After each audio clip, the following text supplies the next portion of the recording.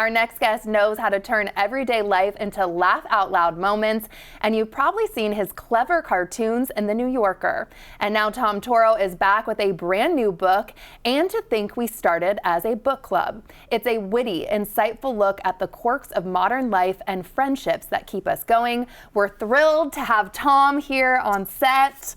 Yay! Thank you very much. I'm excited to be here. So, how did you get your start as a cartoonist? Well, I always drew as a kid. I'm of the generation where I would eagerly anticipate the new Calvin and Hobbes coming in the newspaper the next morning. So that was my origin of copying Bill Watterson stuff, The Far Side. I love The Far Side. But I didn't take it seriously as a career pursuit until my mid-20s. Okay, Yeah. And breaking into the New Yorker magazine is no easy feat. How did that come about? Well, when they bought my first cartoon for me in 2010, I went back and counted all the ones they had rejected up until that point. And this was the 610th submission that I'd sent into the New Yorker, and they finally bought it. So never give up is never your give up, theme. never give up. I like to say that all the 609 that occurred before that I sent in and were rejected were not undiscovered masterpieces. I was very much learning on the fly as I was developing my skills and honing my voice as a humorist. But yeah, it took 610 to break in. That's so cool. Now look at you. Your new book, And to Think We Started as a Book Club. Please tell me about it. I love the title. Great. Yeah, the title, I like to sort of joke that this is like the guilt-free book club pick if you're in a book club, because you can read it the night before. Yes, you can.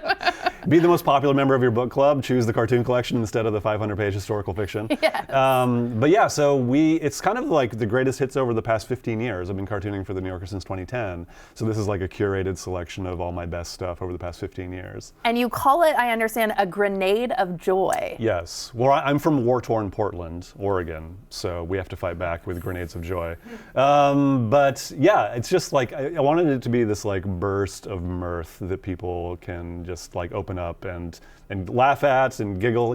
It's meant to sort of lay around your house and you wander by, you pick it up, leaf through it, laugh, set it down again, someone else encounters it. It's just supposed to be in your home, making you laugh whenever you need it. A coffee table book is amazing for that. Yeah. What makes a successful cartoon for you?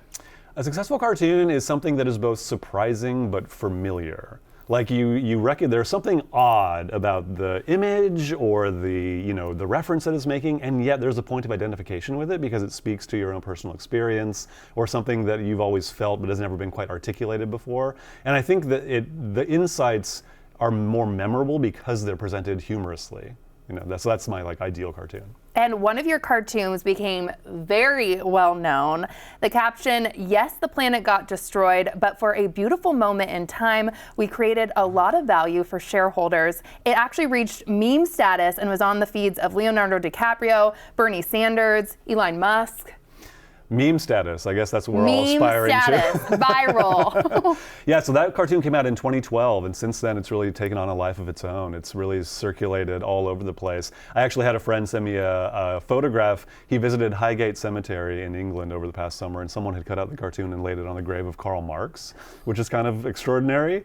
I feel like maybe this is a safe space for me to admit that I kind of I admire Karl Marx as a philosopher.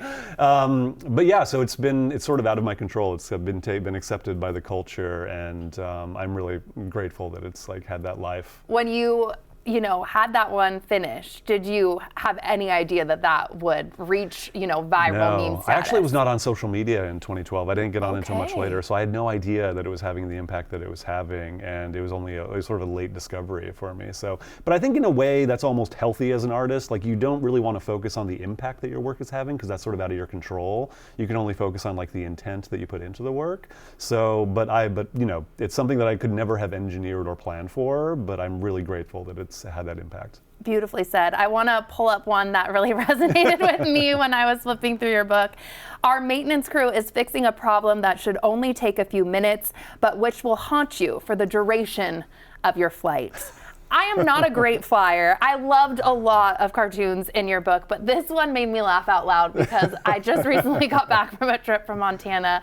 And yeah, I'm always looking, at the flight attendants, the pilot, when he does any announcements, I'm, taking the headphones out, listening really intensely. Yeah. So this really resonated. Great, I'm glad it touched you. But it sort of speaks to that sort of, latent paranoia that we all have. How does this plane actually work? How am I flying right now? now. So but true. yeah, the sense of being haunted by what could possibly go wrong. And also, like, we're living in a moment now where, like, the TSA hasn't paid air traffic controllers the for like a government month. shut down. So there's all the more reason to be a little bit leary, but yeah, so I'm glad it spoke to you. Yes, it did. And I read that If our fears can be translated into humor, I think that's a sweet spot. Win-win. Yeah. I read that you said too, the cartoons in the New Yorker are like notes passed to a friend. Is that how you really approach your work? Yeah, I mean, if you think about the way that the cartoons appear in the New Yorker, like they're embedded in this really elegant, beautiful, erudite, Pulitzer Prize-winning journalism, and then there over in the corner is a cartoon that is like very intentionally a non sequitur. It's meant not to comment on the journalism. It's meant as sort of a little rest for the eye, a little piece of ginger in the meal. So I like to think of just the way they're positioned and the function that they serve in the magazine is like passing a note to a friend during class. Because like we're supposed to be learning about all this important stuff, and yes, we are learning about it, but there's always room for like an elbow in the ribs and a little bit of mirth. It's almost like a more intimate connection between the reader when you have a cartoon that sort of speaks to you in that moment. That makes sense. How do you come up with your ideas? If I could answer that more articulately, then I would be a more successful cartoonist, maybe. There's a lot of accident involved. I sort of think that I'm like a rubbish collector. Like I go around gathering impressions of things throughout the course of the day, and then I'll go back to my studio. And cartoons are meant to be like surprising connections between two seemingly unrelated things. So like you're trying to make mental imaginative leaps between things. And so then I'll have to sort of meditate for a while in my studio until the spark hits. I know the conditions that I need. Where the individual ideas come from is kind of case dependent. But yeah, they're kind of surprised me too. That was so interesting. Thank you so much for being here and sharing your joy in your new book. Thank you for having me. This is great. Yes, and Tom will be at Third Place Books tonight, November 6th, in Lake Forest Park at 7 o'clock. He'll be chatting and signing books. The event is free, but to attend an RSVP is recommended.